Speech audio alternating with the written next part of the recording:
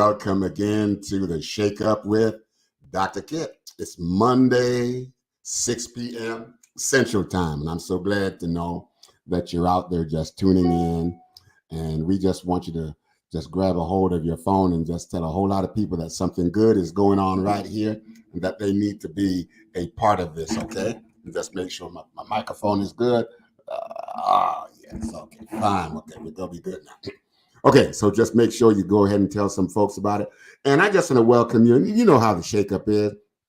We're not here to change structure. We're just here to reframe the meaning of something old to give you a new way of seeing something that old. And so I'm hoping that the new way that you get it as we provide this information to you each time we come on board, that you'll be able to say, I never thought about it like that. But then when you think about it, then it's time for you to do something about it, okay? So here we go. We got a good show for you tonight. Got a very intelligent young man. He's got some good information for you. We want you to light up the chat while he's talking to us, while he's talking to you, while he's out talking to the world, and ask him some of the most, some of the good questions that you will be able to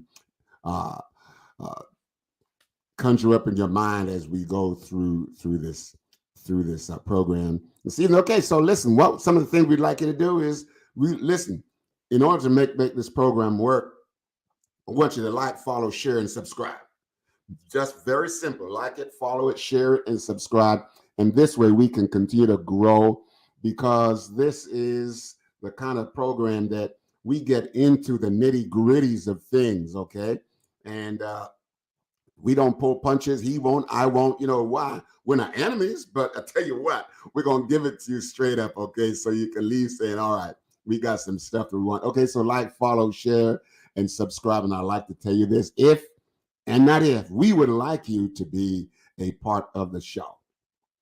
All you got to do is go to drkitspeaks@gmail.com, drkitspeaks@gmail.com, and we will get you on the show post haste, because we don't want to let all the good information you have out there just atrophy in your mind, or just migrate out of your mind, and then we don't have anything going on, okay? Because I don't have all the information. I have very little information. This is why I don't do solo. I like to talk these things through with other people. All right, like I said, to be considered, you can be on camera or you can be off camera, whatever you're comfortable with, okay? And you share whatever you're comfortable sharing with the audience. All right, so enough said.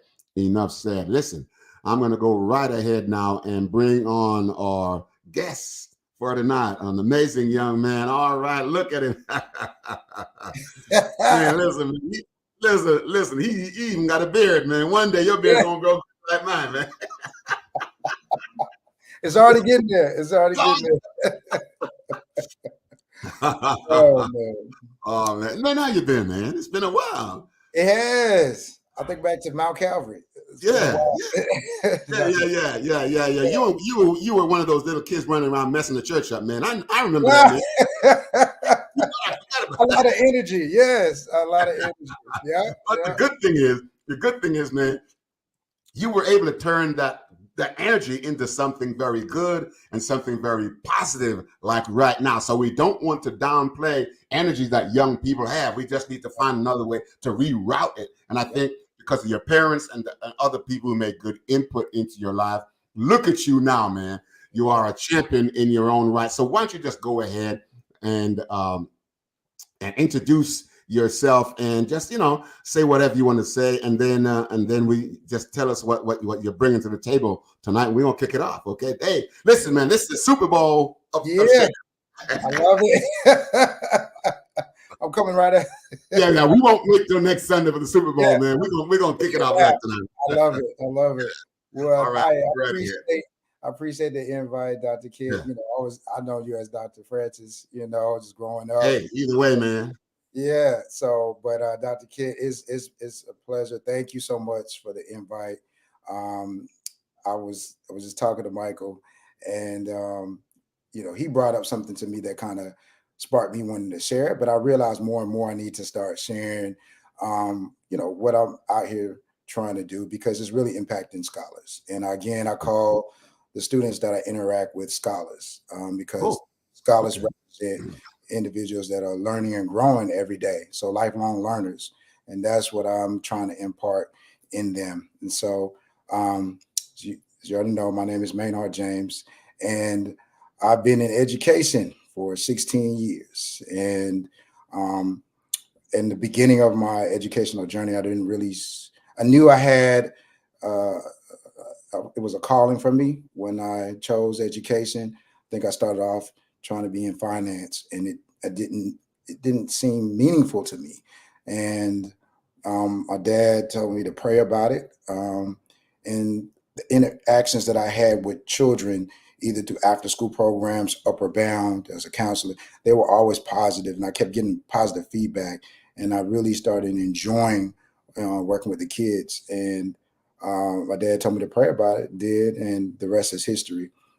Became a teacher, um, elementary. Started off elementary. That's my background, and in Huntsville City Schools. Started off there. Went other places like Atlanta for a year.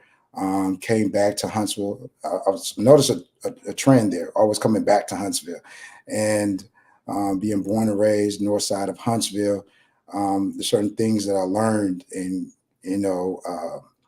took with me that were very helpful throughout my career as an educator. But had an opportunity to teach at a magnet school, AAA, and then I had also another opportunity to teach overseas in the UAE, United Arab Emirates, Abu All Dhabi. Yeah, right. for 3 years, and that was a turning point in my career. I, I looking back, reflecting, I realized that I did learn a lot of things, but a lot of those things were to me outside of education. I learned a lot from culture, but again, they all were. Now that I realize it interconnected. At the time, I didn't see it, but I Mhm. learned so much about different cultures because it really was Dubai, Abu Dhabi was a melting pot of cultures. You had folks from everywhere, and so I learned so much and they, gain, I guess you call it the young people, my swag back, my confidence, because I think I had lost that a little bit. But being there and realize that I could hold my own with other people from other countries. And again, I taught a class of all males who spoke they spoke Arabic, and their goal was to come in as a Westerner and teach them math, and then you know try to do that teaching all males that didn't speak English, that was a challenge, but Yeah. it worked out. It worked out. I learned so much there from a lot of folks, and I've still kept in contact with a lot of individuals that are still there. And I had an opportunity again, come back, taught in a charter school network, and then was able to come back to Huntsville, back to Huntsville City Schools and the Magnet School, and that's really where um, I, I, I, I, I I entered in another stage of my career, which was Listen. Before you go on to that, let me kind of back up. go ahead. There's this word you said. Listen, you said earlier on Mm, that these young people, you call them scholars. In yeah, other words, you're calling them something that not that they are at the time as we consider scholars to be, but what you're doing is say, listen, if you do what you are supposed to do and intake the information you're supposed to do, the scholar in you will emerge at some point. that's it. Does that make sense? Yeah, that's it for real. I mean, it kind of aligns with my nonprofit because if they don't consider themselves that, that's what they're aspiring to become, and that's how I view it. And so, the more you start feeding that into them, I ended up being in high school and calling them scholars, and I wish you could have seen their faces in the beginning, like, Mhm. "What? Scholar? I'm not a scholar. What? Then what are we doing here? We're supposed to be a learning organization. You're in the school, and we're supposed to be learning and growing." And so you considered a scholar in my eyes. And so, it did kind of catch on. It was, folks would laugh and joke about it, but, to this day, I continue to use that term scholars. Scholars, and indeed they are scholars, and I tell you why. Okay, because when my wife put a tomato plant in the ground, there are no tomatoes on it, but boy, come Yep. around about April, May, June, and July, Yep. all of those tomatoes, Yep. okay, they just there, and they start growing from little things into nice, big, nice tomatoes. Okay, and it. and so I like your idea of calling them scholars because they grow and they aspire, they internalize those words and they grow and they inspire into. Then they get to listen to the guys like you. Then one day they're gonna say, "Hey man, you need to move over because of the scholar right here." Yeah. I love it. Yep. You're absolutely right. You're absolutely right. Listen, man. Listen. Let me. And I'm serious, because when I was a kid, in high school, man, I ran relay. Uh, okay. You know, Yes. and it doesn't matter how fast you are. Right. It doesn't matter. Yep. You have to have that baton, right? Yes. And the baton in our day now just happens to be the message. Mm. The message. And the way I see it is, it would be a shame if you have a message to give to somebody and they ain't there to receive it. It's true. But it's also equally bad if you don't have a message and somebody wants to receive it, you have nothing to give. So, That's true. listen, man, you're doing a great job. That's all I want to say, man. You're doing an amazing job, okay? All right. So listen. So listen, I know you got a whole lot to say. You might want to go back to it, but you got this T-shirt. You got. Is that you got? What's that T-shirt all about, man? Yeah. Yes. Yeah. Talk about the scholar inside of you that inspired you to do what it is you created, because there had to be a scholar in you, because you can't give what you don't have. That's true. And so I'm tapping in and say, listen, you're a scholar in your own right. So why don't you talk about, your road to that and what your goal and aspirations are and stuff like that. Yep. I mean, I love what you have. The fear of failure is the enemy of success. Yes, it is. It's so true. And again, I experienced failure through in my progression, in my academic progression. I did, and I didn't know how to respond to that at the time. And so my gift right now, being an educator, is to create spaces for students to be able to fail. And I call it, failing forward. So learning from their failures and growing through them. And so, again, I always look at things as a process, especially now in my life. I've had a lot of full circle moments where I've had kids, I've been in the game so long now where I've taught kids and now they're adults, and having them in 6th grade and saying, "Hey, Mr. James, I want to be a lawyer." And now they're actually a lawyer.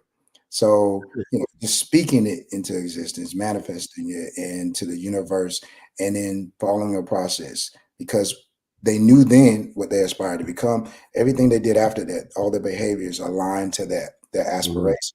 And now, they're actually what they said they were going to be back then, years ago. And so I think that's amazing. I think it's powerful. And that's where, again, linked aspiration comes from. Shout out to my wife who created this. Appreciate it. But yes, he saw the vision as well. And that's really what it is, a shared vision. It's linking scholars and educators, teachers, to what and who they aspire to become through a shared vision. And I'm fortunate to be in a space as an assistant principal where, man, the most difficult thing is creating a shared vision, because you have a lot of people doing great things individually in schools, but collectively coming together under a shared vision. Just think how powerful that would be, Dr. Kidd. Like everybody coming together and using all that energy that we talked about and focusing it intentionally on a specific vision that they agree upon. Man, I like what you're saying there, because I was talking to some, I was at the gym, and some of the guys were talking football, and stuff like that, And one of the things I told him, I said, you know what? I said, why those two teams are so good? Yeah, a lot of other teams too. So they don't have to like each other, but they have one goal in mind. Yeah, and that's it.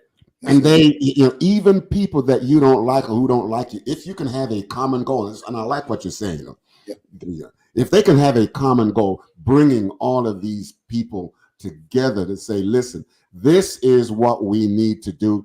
And how our feelings about each other, our thoughts about each other is not going to be an active part of this. So now that you know that, Now that you know that, how can you move that forward? Yeah. So that it can happen. How can you move it forward? Working with different people, and you've been to Dubai, you've been different places, and you see how different cultures work, and even within cultures, you have all this stuff. How can you move that forward for us? Yep. So those scholars can come Yep. out, man. Yeah, Yep. That's it. That's it. And so for me, what I've noticed through my experiences is then building relationships. So again, as assistant principal, from a teacher to now assistant principal, I've been able to build relationships, meaningful through relationships through meaningful connections. And then again, that's part of what my nonprofit is about. Um, Creating memorable moments, diverse experiences, and meaningful connections. All those things, combining them intentionally to based on a shared vision to link them to what they aspire to become. That in itself is powerful because, again, I can use whatever medium I need to in order to create that shared vision. So when I really started my nonprofit in 2020, it came from me as a classroom teacher. Um, at a magnet school, um, creating a play for Black History Month. At the time, I wanted something original, something that was really connecting to what was going on in the moment. At the time, Black Lives Matter movement was happening, and so a lot of the plays that had, were those generic plays for Black History Month, and I really wanted to make a deeper connection. And so, as a teacher, I said, "Hey, why not write a play, original play?" And it was crazy because at a magnet school that was for the performing arts, it was so hard within that system to get the necessary resources that I need in order to put on the play. And I'm Mm-hmm. scratching my head like, what? I don't understand this. I'm a teacher. I'm pushing something that's positive, that the kids I know they'll latch on to. And thank the Lord, it just put the vision in my head, and I went with it. I didn't allow the obstacles and the barriers to stop me. And I remember seeing uh, Jordan Wembley in the hallway. He's actually a senior now in Huntsville High, about to graduate. And I guarantee you, he could tell you this moment. I saw him in the hallway. I wasn't even teaching him at the time. I was teaching fifth grade, and he was an eighth grade. And I said, "Hey, you're going to be the main character in my play." And he was like, Yeah, "Okay, like, what is this guy talking about? What is he talking about?" I just said, "Man, he's gonna be in my play. He's gonna be the main character." And doggone it, he was, and he killed yeah. it. And just to see his face at the end of the production, like he jumped up like a little kid, and I didn't know at the time that he had trouble with behavior. I remember teachers coming to me like, "Oh my God, I can't believe, he's in the play and he did such a great job." I didn't know he had those issues because again, like I said, I wasn't his teacher. And so to see him part of Big Desperation transform into someone that I don't think he thought he could, be, was amazing just in that moment. And like to this day, he still remembers that moment. So that's a memorable moment. And the kids that I didn't teach but saw the play at the time still have come to me and said, "Mr. James, I remember the play." And I'm like, "Oh, you were there?" Yeah. And so it's just crazy just to see those connections. But again, it just took a lot to get the production. And I had to come out of my pocket and do a lot of things as a teacher without. Come and say that 6F524. Say, listen, what's the name of the play? Is it on YouTube? So you want to just shout that out for a minute, there, man? So what I No, did. and that's the thing. We did it one time, and then COVID hit, and we were going to do it again. It was called "It's Time," and basically we took kids back to Africa, and I highlighted historical figures back in Africa, and I connected it to the present time. And so we discussed, it came out in the classroom scene where they were talking about Black Lives Matter movement, and then going back to Africa, connecting Mansa Musa. So even having teachers come up to me and say, "I never knew about Mansa Musa," or, "I never knew about Queen Amina," stuff like that. And so it was really good. But like I said, through Linked Aspirations, I hope to do it again and actually perform and do it for the public. But COVID hit and we we're not able to do it again. And so that didn't stop me. Did another play while during COVID. So the kids actually have You're math. right now, huh? I'm not, but I just use that medium to Yeah, really link scholars to what they're aspiring to become. yeah, And, yeah. it transformed them. But yeah, able to teach math, not, I'm sorry, history, reading, and writing through a play during COVID. Because again, I didn't feel like they really had anything for us as an educator. And we were trying to figure it out. And again, this is during COVID. So kids were coming in. We had group A, group B. So think about that. We having to come back to school during COVID, mask on, and it was challenging to communicate. But in curriculum wise, I didn't want to do the generic stuff. And so really a play came out through the connections I built with the kids. And it was called A Breath of Truth. And basically we took America to court, put America on trial based on character. And so we discussed the Indian Removal Act and all the things that I had to cover in my standards for history and reading and writing. We covered that through the play. And so it was cool. And that was recorded. Again, it was during COVID. And it was really just my creative way of teaching reading, math, and history by creating a play with the students that I had in my class. All right, listen, thank you for saying, but I'm going to ask you to hold this right here because I want you to, just to run that by again so that people can really know that you do have a different method of teaching the same kind of information that they might need. One of the things you said was, you talk about hurdles and obstacles. In track and field, hurdles are what you clear the hurdles. You got to clear the hurdles. But you got to learn how to clear the hurdles. But some people see hurdles as obstacles. Yep. And instead of trying to jump over the obstacle, they want to walk around it. Mm-hmm. But when you walk around it, you miss the experience of clearing the hurdle, and you miss the experience of growing, so that this fear of failure on the wall of that, when you come to these hurdles. When you do that, if you try to go around as an obstacle, you'll always have the fear. But it seemed like, and something that one of our viewers has put up and said, listen, she said she liked the idea that you are calling young men, scholars. Yeah. Young men scholars, and I wonder how many young men, if you had gotten to them, or somebody like you have the very positive message, I wonder how many scholars we have now locked up behind bars.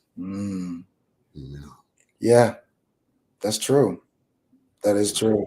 Yeah. We have a lot of people with potential just locked away. That is because no one saw in them the capacity for them to become. They just saw them as you are. You are this, as opposed to you can become. See, this is why, man, I'm so glad you're talking to us to see that, tell us some more, man. Tell us some more about what you got to tell us, man. I mean, I think at the end of the day, when you talked about, barriers and obstacles, I didn't have a name for it until I, read the book Fifth Discipline, Peter Senge, and he talks about it in his book, but it's really called, creative resistance. So, okay, cool. Yeah. What is that, man? That's ooh, you just shook my head, man. What is that? Creative resistance. And I realized that's really what the arts, that's what it does. Like when you look at the arts, when you look at visual arts, creative arts, theater, all those things, going through that process, that's creative resistance to the barriers that you face. You look at musicians that create songs, to combat things that they experience or faced in life. And so instead of going out there and doing something negative or something that could, put them in deeper trouble or in trouble, they get creative with it. And so that's what I'm trying to teach the kids as well. You're going to experience obstacles in your life, but combat them by being creative. Get creative. Get in your bag and get creative with it. That's kind of how I talk to them. So you got to excuse me. Sometimes I go back and forth because that's how I talk to the kids. You got to meet them where they are and then scaffold them up to where they need to be. That's what I try to do. So that's kind of what I try to teach. We locked up scholars. Yeah, somebody just put Yeah. Creative resistance. Yeah. Oh man. See how you're engaging with people out there, man. Throwing these things out there. Yeah. You know, Mr. James, how do you get other professionals to buy into your shared vision? Man, Great question, man, LNG. Great that's great. question. How can you do that? That's, You that's know, that's great. I'm trying to still figure that out. I think it's more challenging creating shared visions with educators than it is scholars.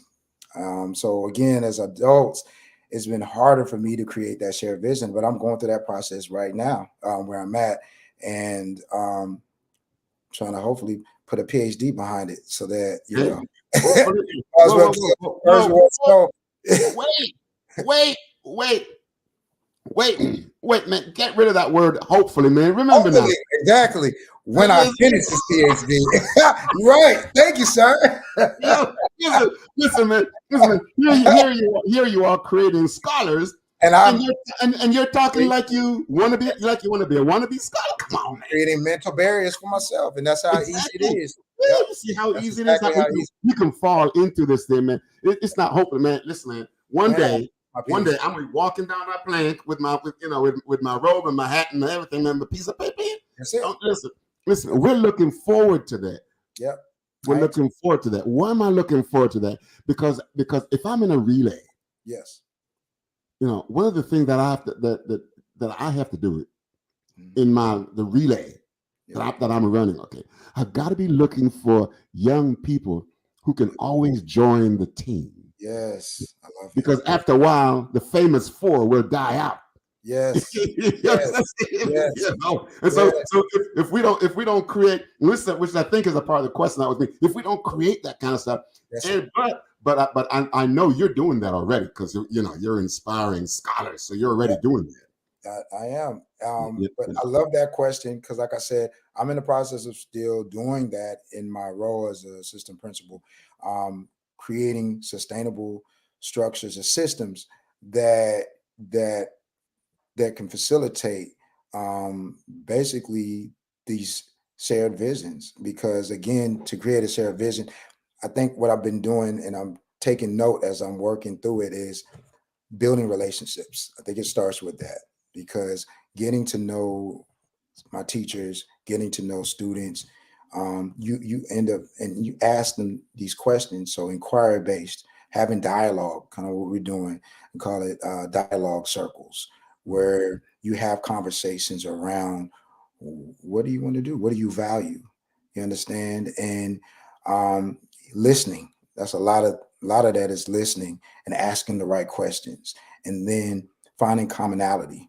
So as I'm talking, I kind of go in as I'm observing teachers when I talk to students, putting them in dialogue circles and having conversations around certain things.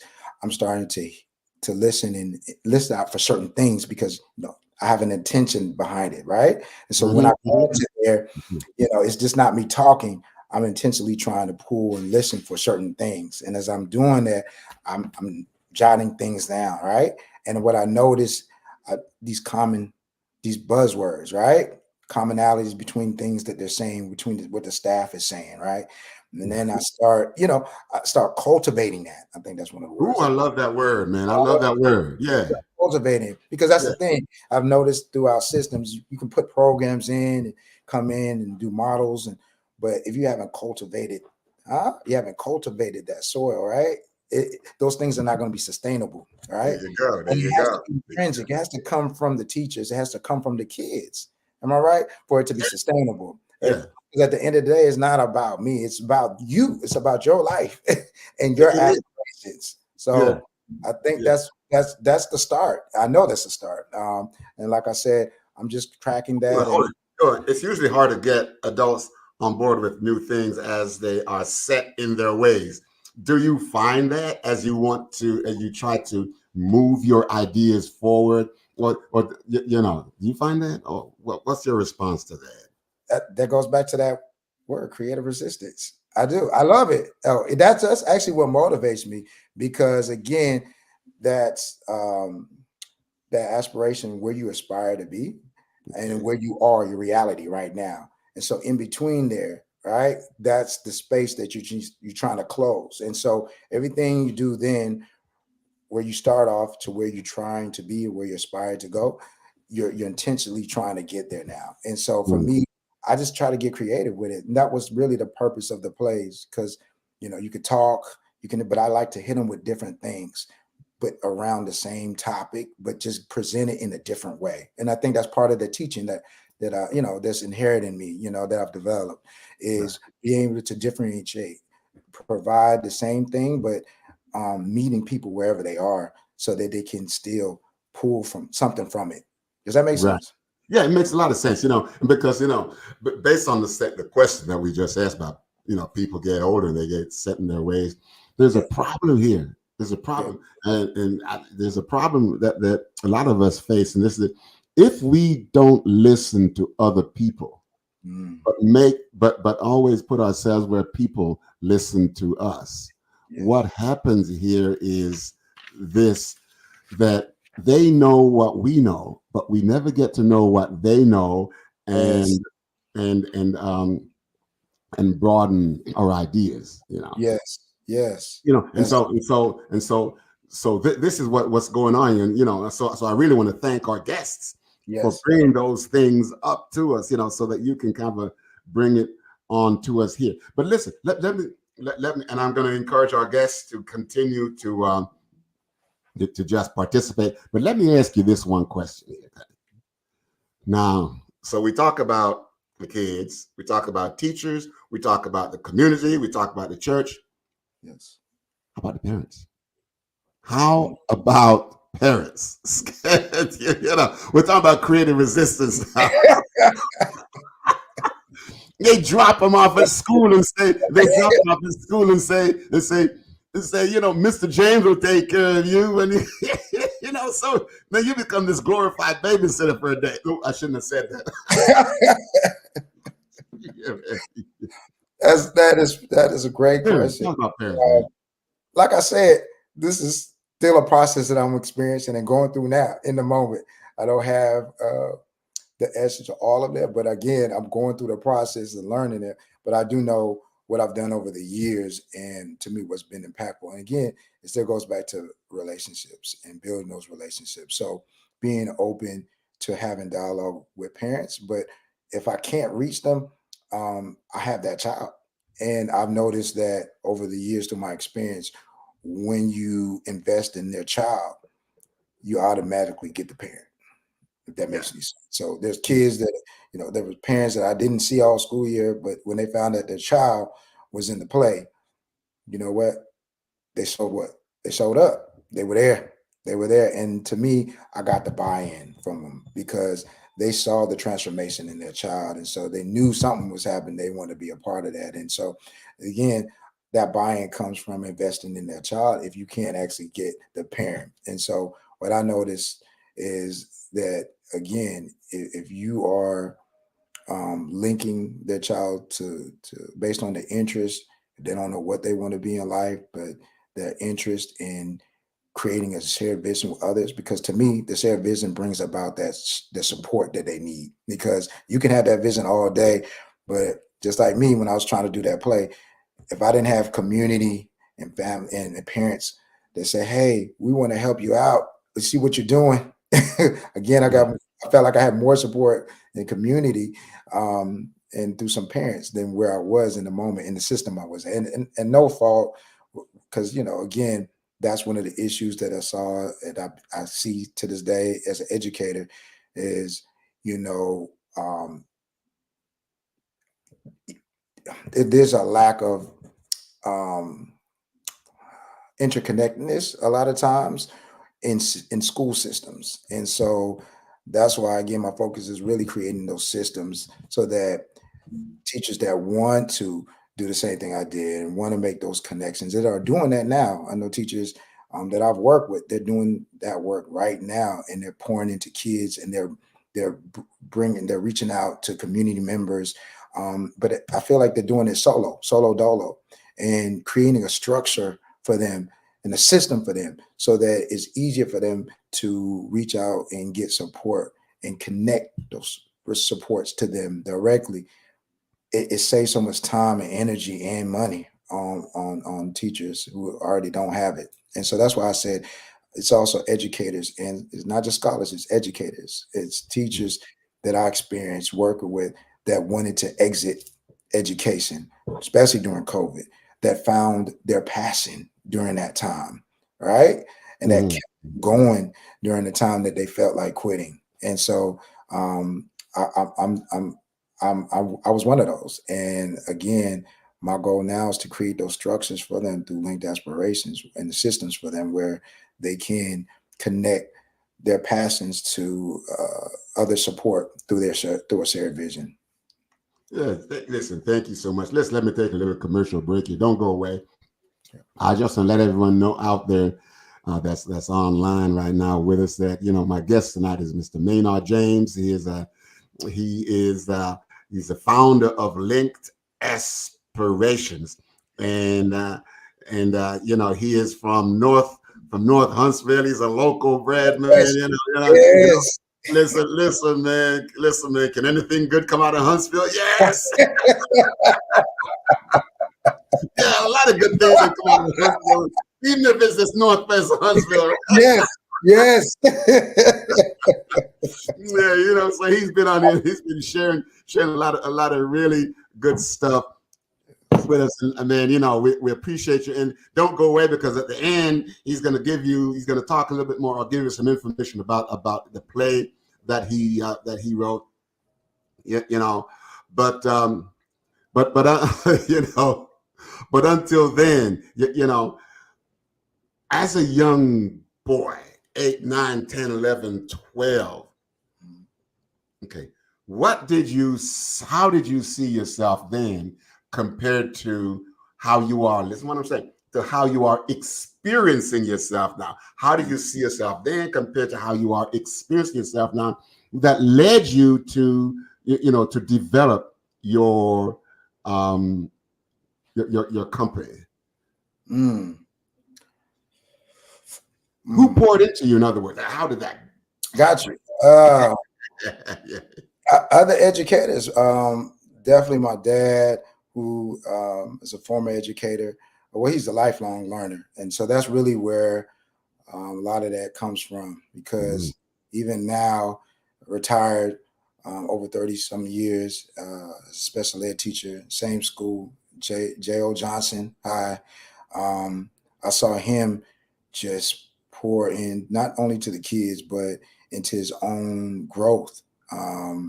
academically, spiritually. He's just always learning and growing. So to me, he's the epitome of someone that's a lifelong learner.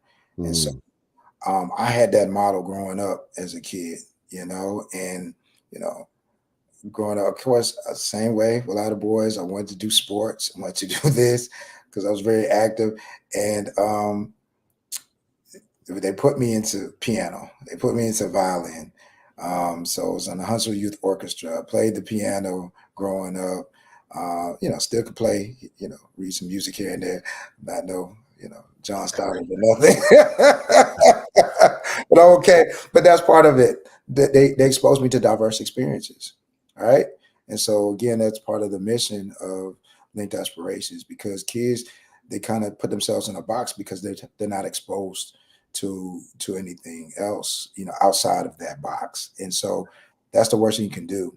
And that's why those diverse experiences matter, because they might not know what they want to do because they don't know what's out there. Am I Right. right? Right.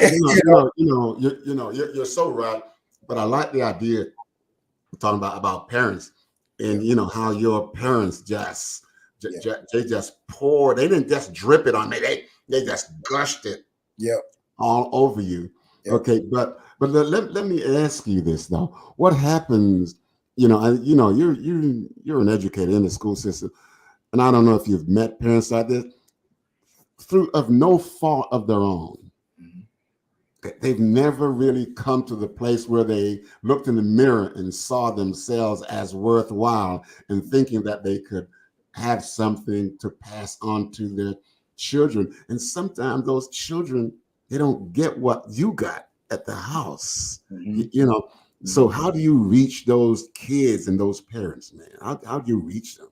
That's what again, part of linked aspiration. That's part of creating the shared vision, because if the parent doesn't see it, I as an educator, I as a community resource can Mm. tap into that. I just need them to be able to articulate it, right? And if they don't Mhm. know what they want, then let's build off of their interest. There's interest inventories out there they could take for free. Again, having conversations, exposing them so that they're more aware of what's out there. This is Huntsville. You know, when we grow up, Michael, we grew up, Michael and I grew up, hey, it's not what it is now, you know. So you can leave Huntsville because what I was exposed to was really lacking to me. I felt like it, and again, that was just my perspective. And now, as an adult, I realized that it also taught me to figure things out as well, and to go for it and go find it. You know, if it wasn't around. But now, again, we have an organization like Linked Aspirations that again can help you tap into what you're interested in and you know, aspire to become, and then create a support system for you where it's almost like a network. That's really what I call it, you know, network of supports where, okay, I'm interested in this, so I can reach out to Dr. Kid because I'm interested in counseling. All right. So, oh, Mr. James knows somebody. Oh, that's a plug now for you, Dr. Kid, because I need you at my school.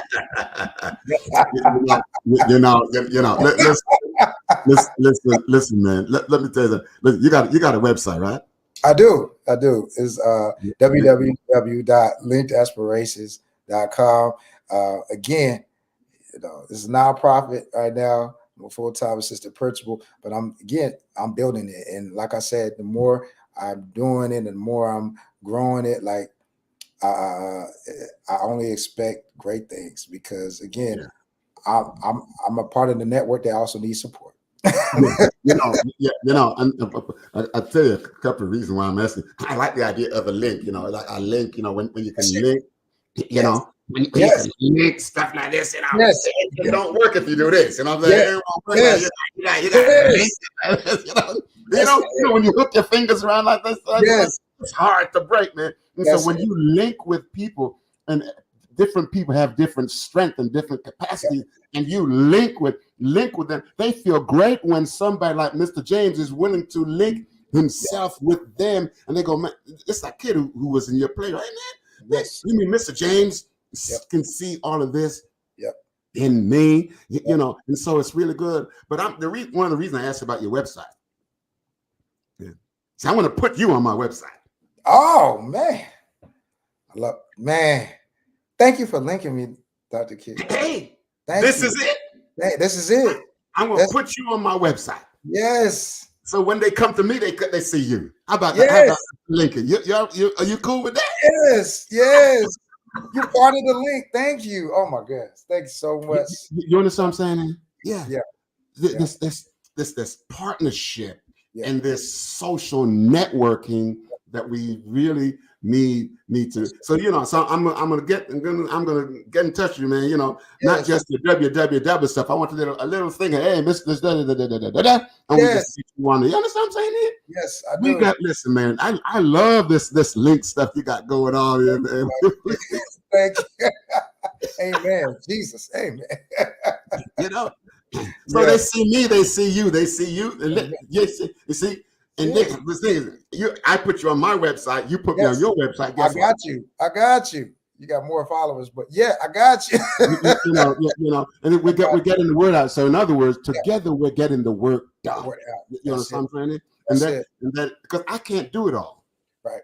I'm not an educator.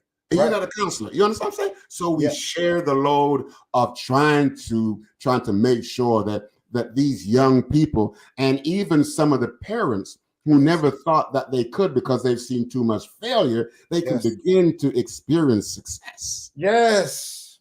Woo, that's good. That's good. Boy, say it again. I need to write that down. That was good, Dr. Kid. That was good, Dr. Francis. You know, like I said, man, you know, if we don't share, because I only know what I know. Yeah. And I can't grow by knowing only what I know. But when we share, you know, and we marinate, push them back. Today's education system is not designed to create and develop scholars. Did you hear? Listen, thank you for that, Gail D. It's not. What are you going to say about that, sir? You are an educator. She's challenged. This person is challenging you. Say, listen, the system that you're in is not designed to develop scholars and scholars, and there are scholars, and there are potential scholars. What's your response to that? My response is, let's build our own system then that does. That's it. Let's build our own system that does support scholars and support the visions that they have and the aspirations. And really, that's my goal. That's my real goal. I'm in the system. I've been in the system for 16 years. I've been in different systems. I've been in the charter school system. I've been in the overseas system that was pushing for school reform within that country. And of course, I'm in the public school system, and I see it all the time where the system fails kids, fails scholars. And so within the system, I want to create a system where we link scholars to what they aspire to become, where then kids know that they are scholars and they're learning and growing every day. And so my response is, let's create the system we want to see. We have the power to do that. We have the power. We owe it to ourselves. We owe it to our kids. That's the sense of urgency that I have. And that's really what has kept me motivated in education all these years, creating the system that can sustain these aspirations that the kids have. Because, the longer they stay in, I feel like they lose that. Me as an educator, I've lost it, and I felt like I was losing it. And really, this nonprofit sparked me. It charged me up. That's kind of our thing at our school, charged up. It charged me up to get re-engaged, right? Inspired to build a system that within my own town, within my own neighborhood, within my own demographics. I left to come back to Northwest Huntsville, because again, I saw things that I want our kids to experience, right? I want them to be exposed to overseas now in middle school. Think about it. They had that experience. And those who are viewing this, you can have that power to link our kids to those type of experiences, because it only takes one experience for them to create memorable moments, right? All right. And then connect them to what they're aspiring to become. If they can have those connections, man, that's powerful. That's change. That's transformative to me. That's transformative. Yeah. So, I mean, this is, and one of the things I really like about you is that, in your opening remarks, several times you said you came back to Huntsville. You went around the world and you came back to Huntsville. Now, one of the things that I'm saying here is that we don't go back to places a lot that we don't see value in.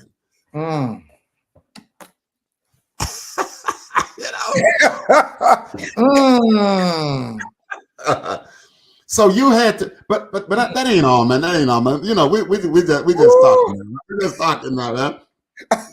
Listen, value in something starts with the value in yourself, right? Oh, it does. Because if you don't have a value of yourself, you can't see value outside of yourself. So listen, you have so much value in yourself that you could see value outside of yourself. And you said, this is me talking now. And you said, listen, I'm not going to read about Dubai. I'm going to go there. I'm going to go there. I'm going to go back. I'm going to walk the dust of Dubai. So, so now it's not information now. It's an experience. What can you tell the kids about some of the things that you want them to know and how they can experience it? Because, man, when you have an experience, it kind of sticks with you, gets really deep below your skin. You know what I'm saying? Whereas you read something, I read it and I'll go back. But when you experience it, man. Yes. Yeah. What do you have to tell our young kids, especially with like you said, listen, the system is broke, according to what was said here. Yeah. And a lot of our black kids, let me just be clear, a lot of our black kids are not being pushed to their potential. Yes. I wasn't pushed. Right. I was good at athletics. Right. So they say, go run, go. So I really was not prepared for college. Right.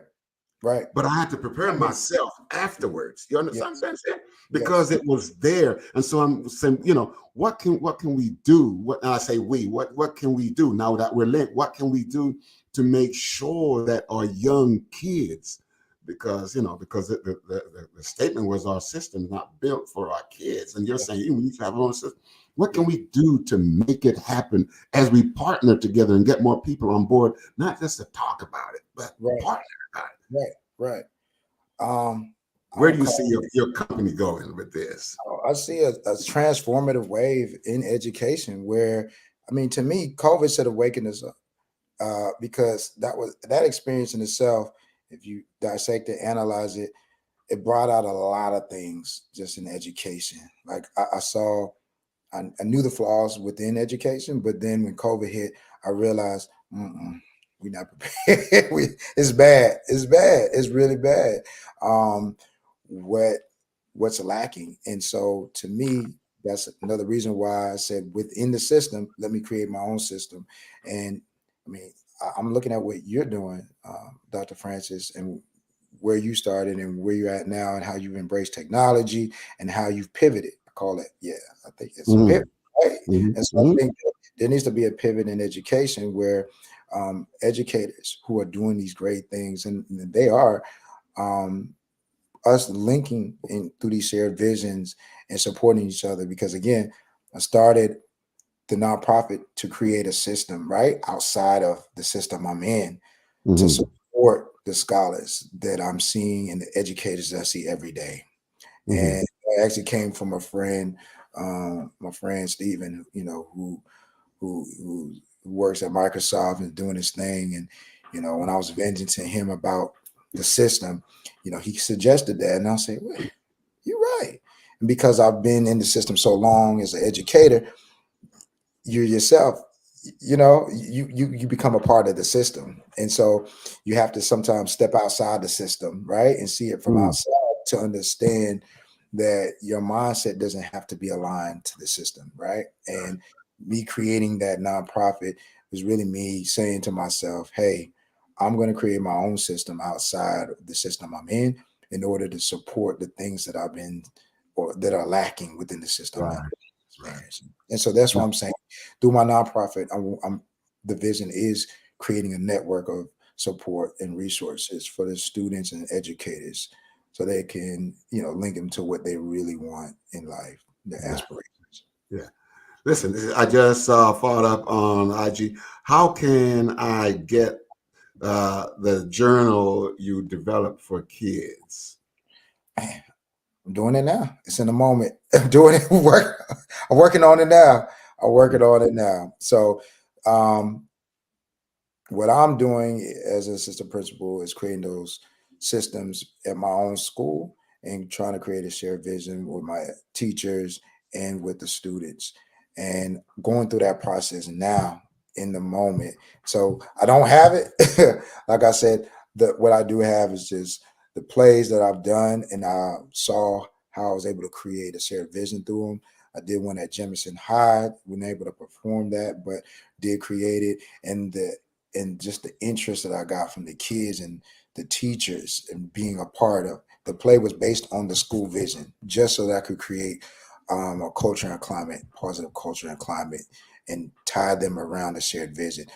Again, I got creative and created a play based on the school vision. And so, like I said, as an educator, I've been able to just use different mediums to create that shared vision. And so right now, I'm going through the process with our scholars where I'm at, starting off with an interest inventory, figuring out what they want to do based on the interest if they don't know it right now. All right. And then creating systems where I'm at by connecting them, those who do know and have idea, connecting them to resources outside of the school walls. So I'm working on it now. You might consider developing a marketing I team. agree. I You agree. know, I agree. I yeah, agree. Thank you. Yep. yeah. Listen, listen.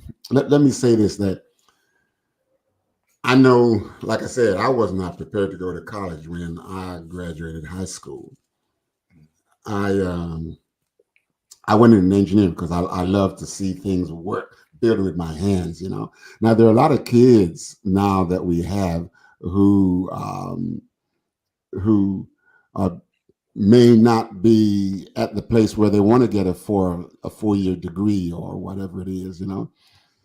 So do you have room for reaching out and creating linkages for kids like those who want to work with their hands and be very creative and do things, okay, without having to feel like they are not good enough because they don't have a 4 year piece of paper, but they're very, very intelligent here and they can build a lot of stuff, you know. Listen, man, when my unit breaks down in my house, Yes. you know, I'm not going to find a PhD guy out there. You know, I want to do you know what you're doing, and that's it. These papers here. What do we do? What do we do? Because those young people, they're just as valuable. They're just as scholarly in the Yes. thinking and very creative in the way Yeah. they work. Yeah. We have room for more of those. Yeah. As to me, like I said, scholarship is always learning and growing, and Okay. to better yourself, to better who you are. So being the best version of you. All right. And so to me, that is in any discipline, right? I wish I had gone to trade school because, like I said, I'm looking back now. I was like, man, I should have stuck with, you know, um, uh, just getting a trade on the side to be an electrician or HVAC, whatever. And Mm, especially now, kids understand that they can make way more money or they can do well in fields outside of the traditional college 4 year degree, right? And so they're not slow. They understand um, that times have changed and they can make money in various ways. And so, yeah, that is actually one of the things. When I say aspire, it's connecting them to whatever they're aspiring to become that's going to better them, right? And mm, doing that through a shared vision. So, yeah, um, it could be a trade school, it could be music, it could be the arts, whatever it is going to better them and make them productive citizens, is what I'm a proponent of with linked aspirations. So, yeah, I agree. I totally agree with you. And it is changed now. So we can't always just push that go to college 4 year degree. That there's other ways, and the kids are linked. There's multiple intelligences. So what might a child might be uh, connected to or like, um, one child might be different. You understand? So kids are mm. different, and I've Yeah. noticed that, and I see that from elementary, middle school, and I've had the experience and fortunate to be able to go from elementary, middle school, high school, and so I've seen it on all levels except for college. But yeah, from elementary all the way to high school in Mm. different roles. So yeah, yeah, All right. Thank you so much. Listen, man. Listen, man, I don't want to wear you out because I know you got things to do and places to go, man. I oh man, know. thank you so Listen, much. man, I enjoyed having you on here, man, and we're gonna be talking. We're gonna be talking. Yes, we will. We're gonna be talking, man, and so. love it. Yes. But listen, folks. This is Mr. Maynard Joe James, Yeah. founder of Linked Aspiration. Linked and you aspire to. I love it, Mr. Maynard James. He was with us, been with us all this time, spent a good time with us here this evening. Listen, sir, I'm going to let you have the last word and then I'm going to close it out. And then don't run away, but we'll see you in the back room there somewhere. Okay. Okay, will do. All right, Thank man. you. So Thank you, go Dr. ahead. Johnson. What you want to leave? What you want to leave? What you want to Um, leave with our people? Give us a word of wisdom, and then you can go. Thank you again, Dr. Francis, for the invite. And to me, this is a testament to sharing your vision, the importance of sharing your vision, the importance of trusting in your vision, pursuing it. Because again, what I'm doing now is the same thing I'm trying to preach to kids that I interact with and Mm, educators that I interact with every day. I'm going through the process. I don't have all the answers, and I tell them this all the time, but sharing it, all right? sharing your vision, sharing your aspirations, and creating shared vision so you can establish a network of support and resources. And that's what I'm doing. And I hope they take that and again, don't just hear me say it, but see that I'm actually doing it in practice and action right now. All right. Thank you so much, sir. Your time was invaluable. You know, man, you are worth every moment that you're on here. And I thank you. Listen, thank you so much for those of you that followed us on here tonight. We're so grateful that you just kind of stopped by here. Thank you. And I just want to just thank you for being here. Mr. James going to put some stuff up here, some stuff going to be scrolling across here, so that you can some information that is, so that you can be in touch with him. And if you don't get it, please get in touch with me. Dr. Kit Speaks at gmail.com, and I will give you his information as long as you send me how I can reach out to you. Okay. So thank you so much for being here with us this time. Okay. If you'd like to be a part of this show coming up, like to be a part of it, listen, just go to drkitspeaks at gmail.com. Just say, listen, I'd like to be a part of the show. We'll get you on here and you can have a wonderful time. We'll have a wonderful time with you. And those that are listening will appreciate the information that you share, because we share good, wholesome information on here every week. And so to be considered, go to drkitspeaks at gmail.com. Okay, and just like, share, follow, and subscribe, those kinds of things. Okay, like, follow, share, subscribe, and to grow this network so that we can become an ongoing, viable means of shaking up, not changing structure, but changing ideas. Okay, so thank you so much. And we'll see you again. May God bless you. And we'll see you again same time next week, 6 p.m. every Monday. And I'm hoping to have something good for you next week. Hey, listen, we're heading into Black History Month, so we're going to have some good stuff for you, next week again. Okay, so see you then. Have a good night. Bye-bye.